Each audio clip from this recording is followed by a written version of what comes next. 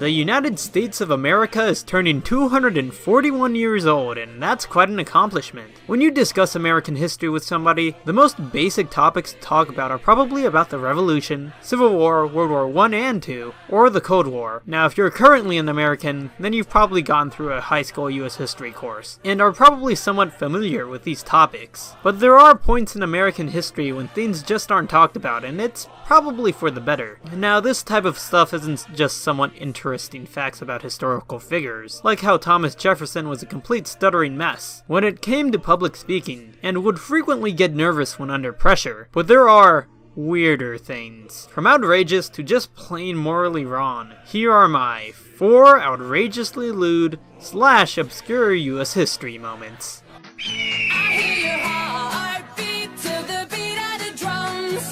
Furry trash is the state of being way too furry. It's when other furs look at you and they say, wait, we let that guy into the fandom? Bestiality. Yeah, I think that's a good way to start off the list. Now, this entry takes place way before 1776, and it's obvious to say that the farther you go back in history, the more weird things you're going to find. L.P. Hartley once even wrote that the past is a foreign country, and that they do things differently there. Here's an obscure example. In 1561, there was this celestial phenomenon over Nuremberg, Germany. At around 4 AM, witnesses noticed that there was this giant erratic aerial battle taking place over their heads. There were orbs, cylinders, crosses, and other objects flying around in the sky, and then a giant black triangle appeared in the sky, followed by a disastrous crash in the outskirts of the city. Yeah. Things get weird. During the 16th and 17th centuries, the Puritans developed what would eventually become the original 13 colonies and what, of course, would also be known as America. I mean, humans need to experiment. Hell, the United States itself is one giant great experiment, but there are some experiments that make you pretty disappointed and sometimes question why humanity would do it. The early Puritans were pretty occupied farming, messing with the Native Americans, and having sex with chickens. There are writings of the early settlers and what exactly they did, and the descriptions are very vulgar. I mean, there are just entire journals of this, just journals on top of journals. Oh my god, it's disgusting.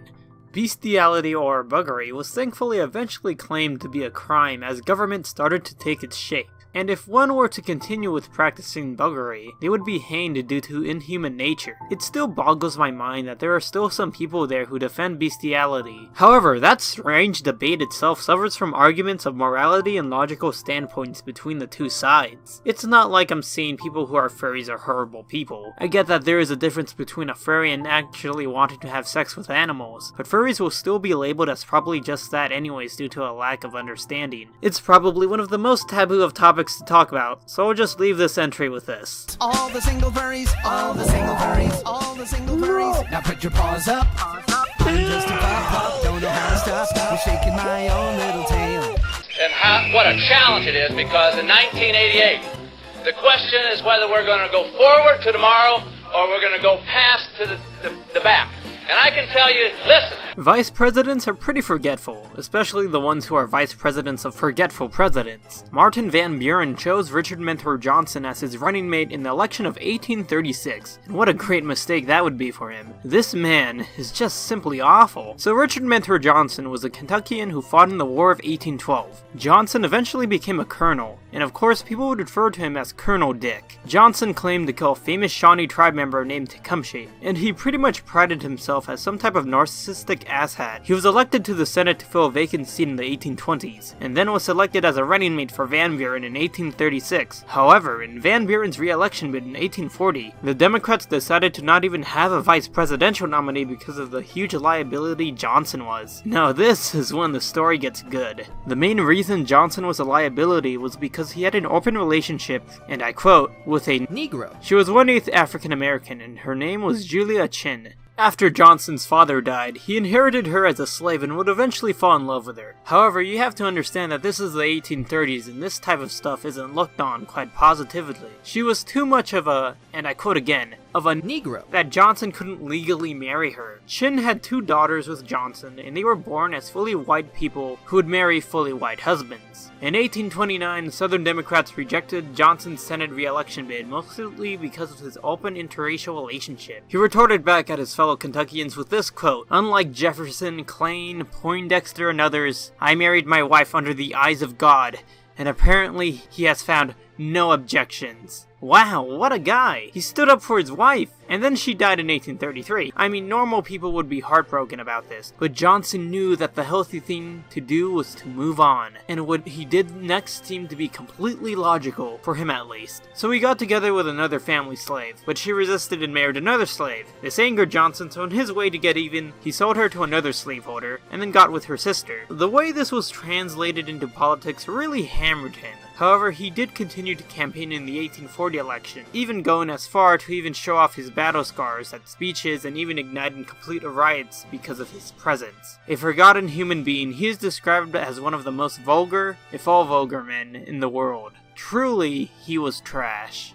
But a prostitute is someone who would love you no matter who you are, what you look like.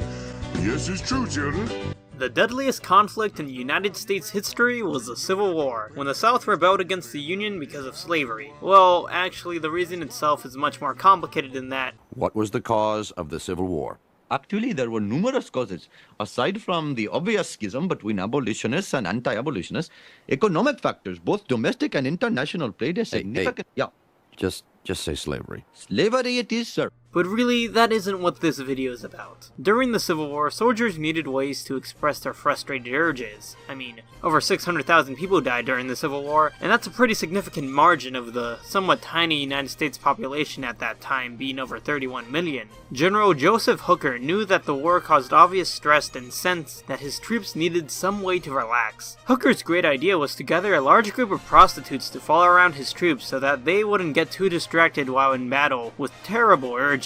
However, it is a myth that the term hooker originates from this tale, because the earliest use of the term was many decades before the Civil War. That would just be too good to be true, if Hooker's last name was truly the origin of such a strange profession. Here's also some bonus info from the Civil War. There was this one general named Ambrose Burnside who had some pretty slick sideburns, thus where the name sideburns stem from. I would have absolutely loved to be this man's friend. Look at those hands. Are they small hands? And he referred to my hands. If they're small, something else must be small. I guarantee you there's no problem. I guarantee it. Okay, so there's a lot of myths and a lot of truths having to do with this president's genitals. I don't mean to come off as too raunchy now, but hell, I'm going to have to be due to this entry's subject. This is the story of the presidential penis. No matter if they have been a Whig, a Republican, or even a Democrat, every president has had a penis. And that is a trait that they all obviously share. During a debate, Trump boasted about the size of his. But penis debate isn't anything new. During the election of 1800, when Thomas Jefferson was running against John Adams, Jefferson suggested, and I quote, "He has a hideous hermaphroditical character, which has neither the force and firmness of a man, nor the gentleness and sensibility of a woman." Hermaphroditical, of course, meaning his sexual organs. There was one president, however, who wanted the world to know how large he was. Historian Marshall Frady noted that once while Johnson was peeing, he turned around to find a fellow colleague with his manhood still hanging out, which he had nicknamed Jumbo, and asked, "Have you ever seen anything as big as this?" LBJ used his size to intimidate, and my favorite story that involves his dick is the following. So like one time while he was being pressured by press, they kept asking him why America was in Vietnam, and Johnson had enough and just unzipped his pants and exclaimed, "This is why!" These stories seem oddly fake, don't they? But no, I am not lying to you. I don't know why this type of stuff isn't brought up as often in conversation, because it's oddly fascinating.